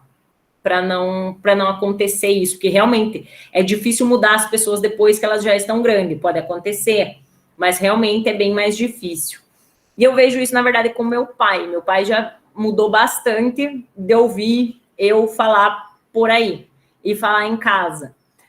Às vezes estava passando na TV alguma coisa, principalmente de crime sexual, ele ia fazer um comentário, ele olhava para o lado e parava. Tipo, eu falava, cuidado com o que você vai falar. E ele parou de falar isso. Uma vez ele respondeu uma tia minha, falando assim, quando que vai casar? Daí meu pai, deixa a menina, ela tá feliz assim, não tem que forçar ela. E pequenas coisas que foram me surpreendendo, assim, que eu vi que ele foi mudando. Claro, dificilmente vai mudar 100%, mas bastante coisa já mudou. Mas se a gente começar antes, melhor ainda. No futuro, a gente vai ter pessoas mais desconstruídas, iguais, lutando por um mundo mais justo e libertário. Voltando daí na questão das medidas protetivas, até que a Marcele colocou, realmente a medida protetiva, a gente vê assim, muitos veem, mas é um papel. Mas eu não posso negar que a medida protetiva foi um avanço da Lei Maria da Penha, que ela é uma medida realmente de proteção que visa impedir que novas violências venham a acontecer com aquela mulher. Então, é um avanço, na verdade, precisa de uma maior fiscalização, mas faltam recursos humanos para tanto. A doutora Zilda uma vez já colocou que acho que são mais de 3 mil mulheres aqui em Londrina que estão sob medida protetiva. Então, falta gente para fiscalizar, mas a medida protetiva é bastante necessária. Queira ou não, ela já impediu que muitos crimes mais graves viessem a acontecer contra aquelas mulheres. Claro, tem homem que tem o saci no corpo e nada impede ele de agir. Tem a medida protetiva, não tenha. Quando ele está com aquilo na cabeça, ele vai até o fim e, infelizmente, ele atinge o objetivo dele até no grau máximo da violência, que é matar aquela mulher. Mas as medidas protetivas, elas já impediram que muitas coisas acontecessem. Inclusive, foi esse ano, acho que foi o ano passado, mas acho que foi esse, que a Lei Maria da Penha foi alterada para incluir, dentre as medidas protetivas, os grupos reflexivos para homens agressores. No Paraná existe uma lei estadual para padronizar, né, os grupos reflexivos. Aqui em Londrina já existiam 2 grupos reflexivos, um em sede de medida protetiva, outro em sede de sentença condenatória, que já vinham sendo aplicados e tem um resultado bastante positivo. Eu conversei com a Fernanda, do Conselho da Comunidade, e ela fala que os resultados são bastante interessantes, que o índice de reincidência de um homem que participa de um grupo reflexivo é bem menor, se comparado com aqueles que não participam. Então, não adianta a gente só encorajar a mulher a fazer denúncia, romper o relacionamento abusivo, sair daquele ciclo de violência, se a gente não reeducar esse homem. Porque ele sai de um relacionamento comigo, mas ele vai com outra, e ele vai praticar essa violência com a outra. Aí a outra vai lá e denuncia, daí ele vai para outra, e ele vai continuar praticando essa violência. Então, nós temos que reeducar esses homens. E esses grupos reflexivos são bastante interessantes para promover essa reeducação. Claro, não é dos mais fáceis, porque você falar para um homem, e eu vejo isso nos interrogatórios, você falar para um homem, por que você fez isso? Daí ele fala, porque ela estava conversando com outro homem. Daí eu falei, mas é errado. Isso, o fato dela estar conversando com o homem no celular, enfim, não te autoriza ir lá bater nela. E eles falam, autoriza sim, porque ela é minha mulher, eu mando nela. Então, na cabeça deles, aquilo é certo. Então, é um processo difícil, mas também necessário. Então, esses grupos reflexivos têm essa finalidade e foi uma importante alteração para incluir isso aqui na medida protetiva. Porque não adianta a gente aguardar uma sentença condenatória, que muitas vezes demora, não só por também falta de recursos humanos no judiciário, mas em razão do grande volume de procedimentos e por questões, às vezes, externas que precisam ser juntadas aos autos, enfim. Então, a gente é um importante avanço isso aqui. E, claro, foi colocar também quanto tempo essas mulheres levam para denunciar, não só nas unidades básicas, que eu imagino que realmente isso está sendo discutido na rede, da gente fazer capacitações com os profissionais da saúde para que tenham essa sensibilidade. Porque tem muita mulher que dá entrada numa unidade básica de saúde com o olho roxo, ela fala que caiu, que bateu na porta, ela não quer falar que apanhou. E nesse momento o profissional tem que ter essa sensibilidade de perceber se de repente ela está diante de uma situação de violência, orientar essa mulher, dar informações a ela do que pode ser feito dali em diante. Mas é necessária essa sensibilidade mesmo do profissional diante dessa situação. Porque, claro, o profissional também, imagino, da saúde, assim como nós e toda a sociedade, a gente vê aquilo que aparece, uma violência física. Mas muitas vezes a mulher vai lá realmente porque ela caiu. Mas ela começa a comentar, falar, e você vê que está diante de outras formas de violência que não são visíveis a nós. E aí cabe a nós fazer essa orientação a essa mulher, dar as informações necessárias para ela. Realmente, muitas levam muito tempo para denunciar, e justamente porque a sociedade julga, como eu coloquei, a professora Marcele colocou, é difícil para a mulher na delegacia, não é fácil, é constrangedor, ser numa delegacia, fazer uma denúncia do teu marido, do pai dos teus filhos, é bastante difícil para a mulher. Até eu tenho, assim, listados alguns dos motivos pelos quais as mulheres, elas deixam de denunciar, e não cabe a gente julgar essas mulheres, mas sim orientar, mas são vários fatores.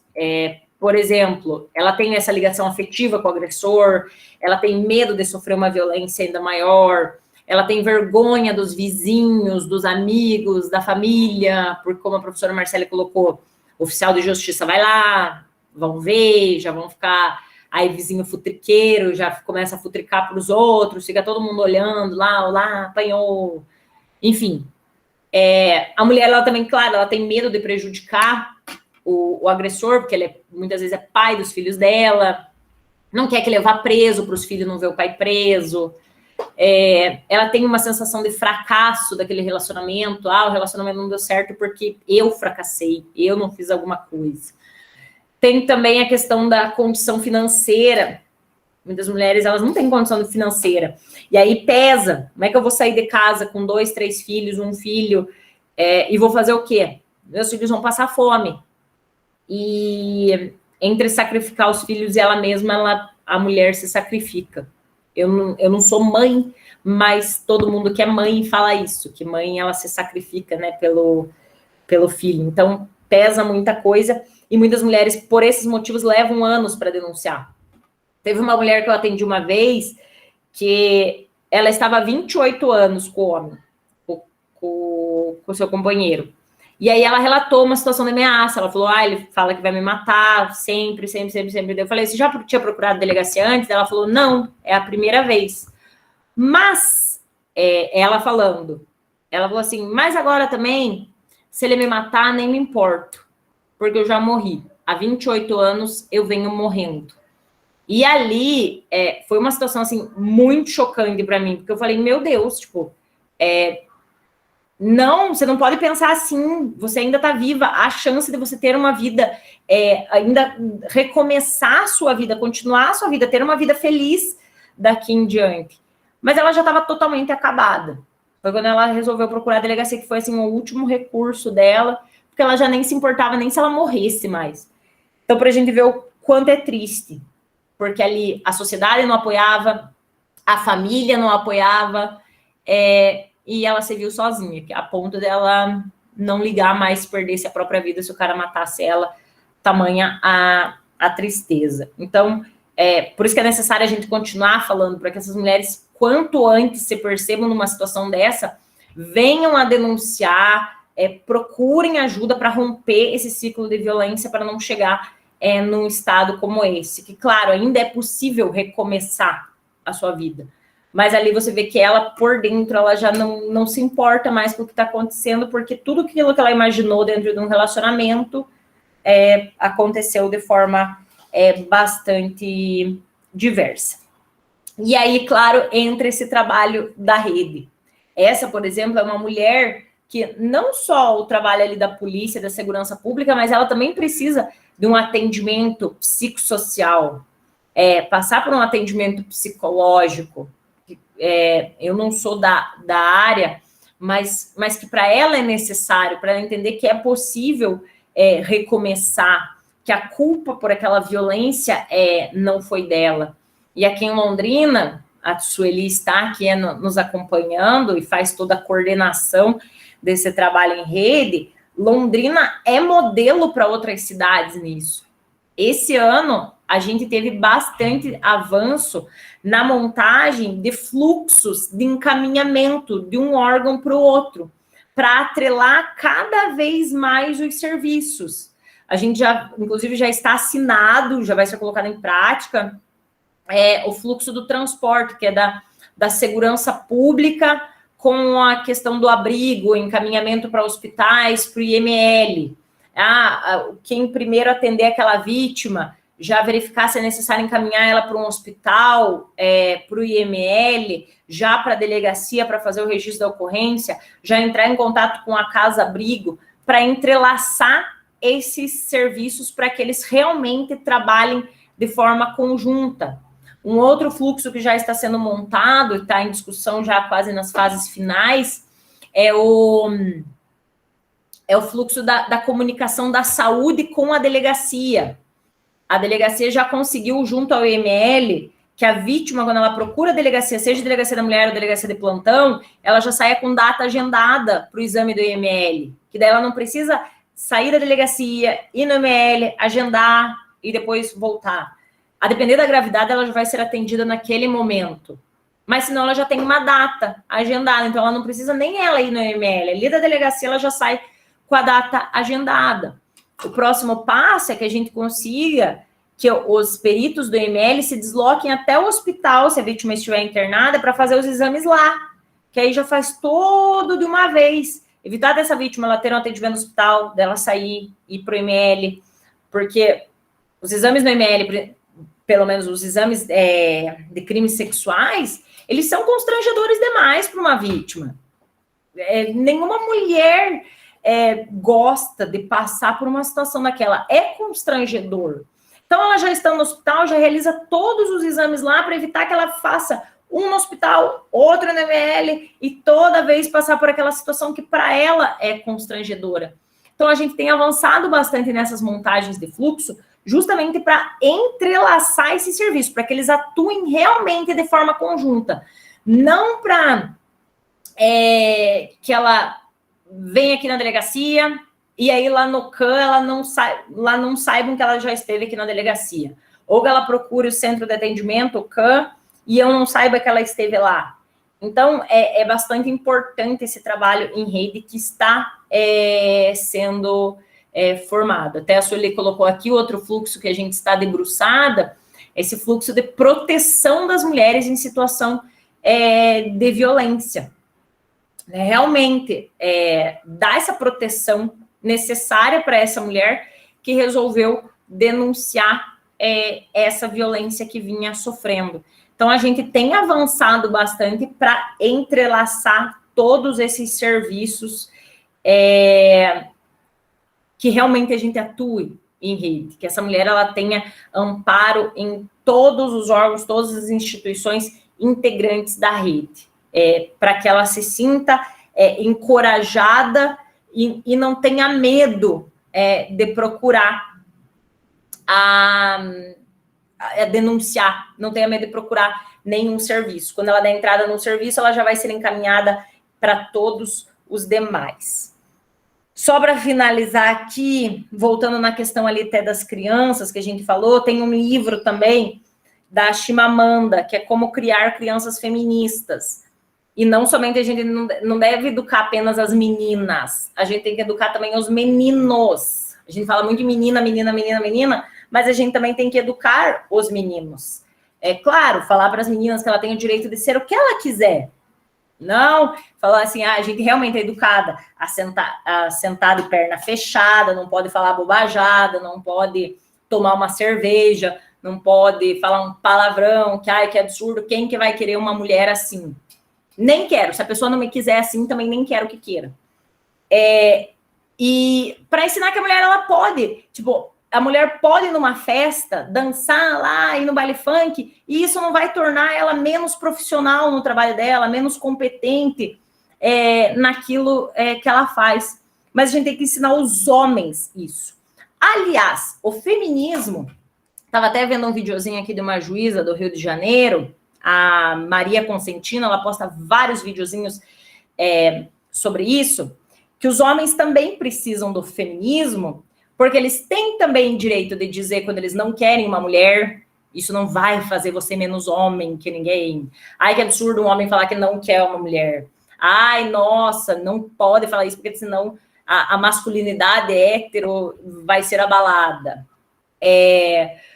Homens podem falhar também sexualmente. E isso é importante, o feminismo, para eles. Para que isso deixe de ser um tabu. Ai, que absurdo, não pode broxar. Porque, meu Deus, vai afetar a masculinidade hétero do coitado. Ele vai ser menos homem por causa disso. Que absurdo. Homem pode chorar. A gente tem que, inclusive, falar isso para as crianças. Porque, às vezes, a gente fala para o piazinho lá, para a criança, para o piazinho, fala, engole o choro, isso não é coisa de homem. Não, a gente tem que deixar demonstrar os sentimentos. Isso não interfere na orientação sexual ou não da pessoa.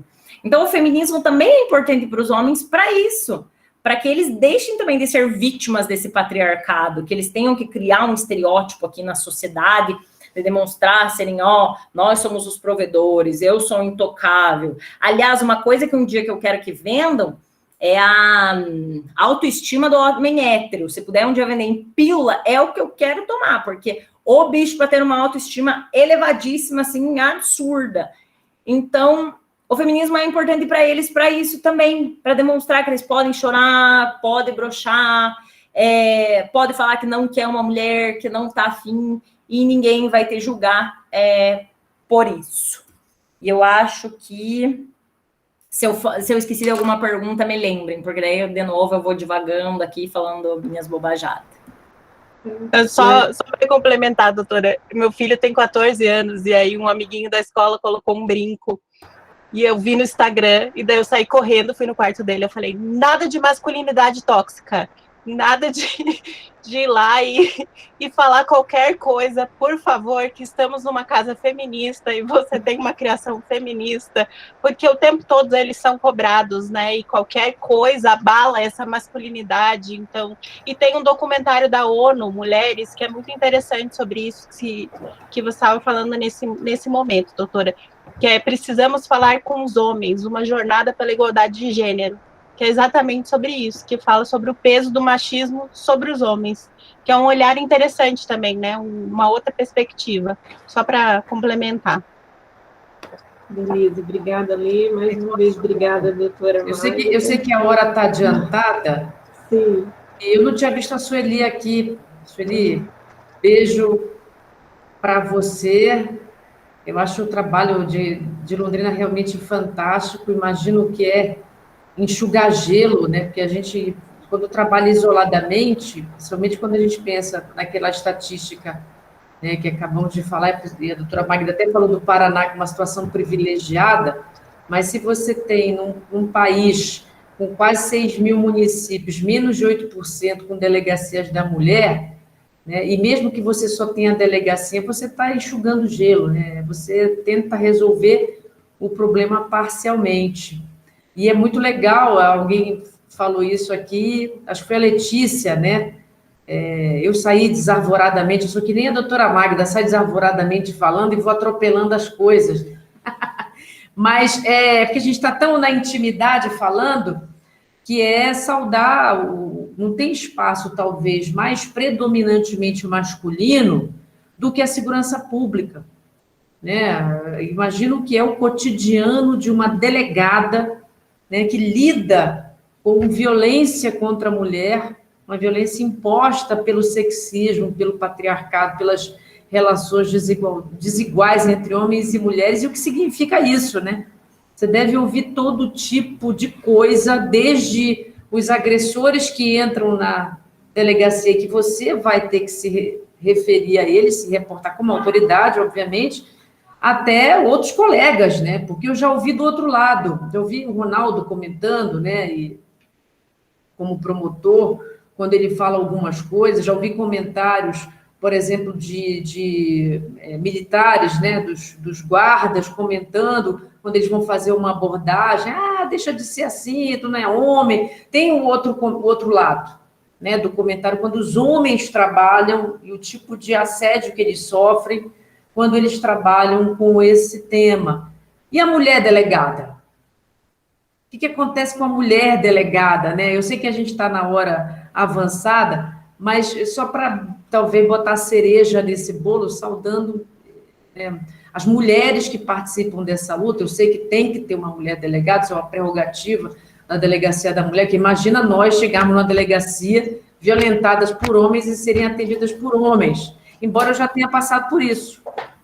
No 52º DP da Lapa, quando eu sofri uma violência doméstica, eu fui atendida por um homem, porque eu não fui parar na delegacia. Imagina, no Rio de Janeiro, você encontrar uma delegacia da mulher no Rio de Janeiro, como é que se encontra?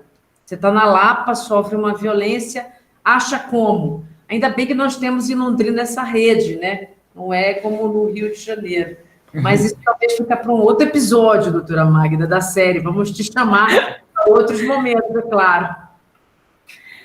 Pena que esses encontros não podem ser presenciais, porque daí, e agora também só funcionam as coisas até às 10, porque senão daí eu já ia falar, daí vamos tomar um chopp e continuar essa conversa. Para quem não é de chopp, toma suco, toma água, toma vinho, toma o que melhor lhe aprouver, um drink. Mas nessa coisa assim de segurança pública, realmente, a gente visualiza várias situações de machismo, mas que com o tempo vão sendo transformadas. A gente tem um projeto, né, de capacitação da Polícia Militar aqui em Londrina. A gente fez 2 encontros, começou lá com a 4ª Companhia, mas aí veio já o período de pandemia, a gente não conseguiu dar continuidade, mas já estamos retomando as conversas com o Major Marcos, ele já concordou de fazer novas turmas, ele é super solícito nisso, ele sempre se colocou à disposição para nos ajudar, para participar, para fazer mesmo essas capacitações, para dar essa visão da violência contra a mulher para uma instituição que ainda é muito machista, que a Polícia Militar, acho que dentre todas, é machista, e não é uma crítica. Infelizmente, colocam isso neles, que eles têm que ter essa áurea. Acho que, inclusive, até crime no Código Penal Militar, questão de homossexualismo, tem que confirmar isso, mas acho que tem até essa questão. Enfim, eles são muito machistas e a gente começou com essas capacitações. No primeiro encontro, foi eu e o doutor Ronaldo. O doutor Ronaldo, enquanto eu falei, eu fui apedrejada de tudo que é lado. E o doutor Ronaldo, quando falou, todo mundo presta atenção, fica assim, faz coração e não sei o quê. Realmente, ele é maravilhoso, fala super bem, é muito bom ouvir ele. Mas aí você percebe a diferença de uma mulher e um homem falando, para homens. No segundo encontro, foi eu e a doutora Marilis. Gente do céu, eu achei que eu nunca mais ia sair de lá, ou que a gente ia sair crucificada. Tanto absurdo que a gente ouviu, assim, tudo. Então, eles ainda prestam mais atenção quando um homem está falando, e que bom que temos um homem que fala sobre isso. Mas na minha vivência, desde quando eu comecei, claro, sempre aparece um querendo fazer gracinha. É só você cortar na primeira que nunca mais ninguém fala nada. Já teve várias situações no plantão, porque eu acabo ficando lá, e no plantão de madrugada, eu vou de cabelo preso aqui, parecendo a Agnes do do meu malvado favorito, vou de tênis, normal, não preciso estar mega produzida de salto, enfim. E daí tava lá sentada fazendo as coisas no computador, chega policial e pergunta, cadê o delegado? Daí você fala assim, oi, tudo bem? Nossa, a senhora, daí você nem dá corda, porque a pessoa, esperava uma pessoa diferente, daí você pergunta, diferente como? Aí eles já se enrolam, nem continuam o assunto. Mas é incrível, não só aqui também para mim como delegada, mas acho que para todas as mulheres, que a gente precisa demonstrar que é capaz, que é competente naquilo que faz. Que eles só passaram a me respeitar dentro do plantão, a falar, ainda bem que a senhora que está no plantão e tudo mais, quando eu demonstrei que eu sou competente naquilo que eu faço, que eu sou capaz de fazer. Que tem 10 situações lá pegando fogo no plantão, eu com a equipe, claro, sozinha jamais, mas toda a equipe eu consigo resolver, consigo liderar. Quando bateram boca comigo, eu não baixei a bola, tipo, por questões de eu ser mulher mesmo. Então, a gente tem que provar ainda que é capaz de fazer aquilo para aí sim ser respeitada. Então, não é dos trabalhos mais fáceis. Eu espanto muita gente, muito homem da minha vida, porque você fala já, é delegada, é feminista, taranã. Eu espanto as pessoas, assim, muito fácil da minha vida, digamos assim. Mas não vou mudar o jeito para querer agradar ninguém. Se a pessoa quiser entrar na minha vida, tem que ser assim. Mas é incrível como a gente, como com homem, é tudo diferente, na mesma posição. Que a gente precisa ficar demonstrando que é capaz de tudo. Já ouvi absurdo justamente por ser feminista. Às vezes eu vou no plantão com aquela camiseta lute como uma garota, aí já vem ouvir um monte de absurdo. Mas a gente continua. A gente não vai baixar a cabeça por causa disso. Vamos continuar nessa luta enquanto for possível, enquanto estiver aqui, para que a gente possa mudar essa realidade, para que outras meninas que futuramente olhem e falem, quero ser delegada, quero ser policial, quero ser qualquer coisa, não passem por essa situação. Inclusive, aqui agora divagando, mas quando as mulheres ocupam os postos mais altos dentro das carreiras, e aqui tanto na esfera pública quanto na privada, as pessoas perguntam com quem que ela transou para ter chegado lá.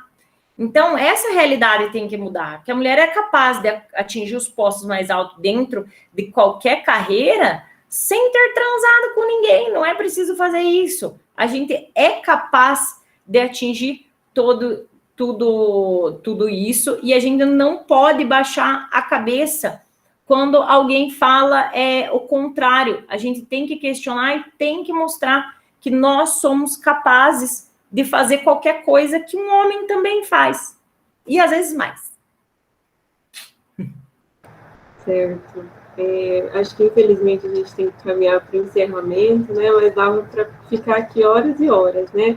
Conversa muito boa, muito enriquecedora. Acho que eu aprendi demais, e todo mundo que está aqui também, né? Muito obrigada, doutora Magda, por compartilhar não só a sua experiência, passando um trem aqui perto, sua experiência profissional, mas também pessoal, né? Não que uma coisa se separe da outra, mas seu processo de desconstrução também. Acho que isso é muito inspirador para nós que estamos ouvindo. E eu acho que é muito triste a gente ter que falar sobre a violência contra mulheres, mas dá um certo alívio, né? De saber que tem pessoas tão potentes e tão fortes assim à frente e discutindo e mobilizando a gente também. Então, muito obrigada, senhora, mas a todas que participaram também, todos, né? A gente tem um homem que está se manifestando bastante ali, deixa eu ver o nome dele, Trivaldo.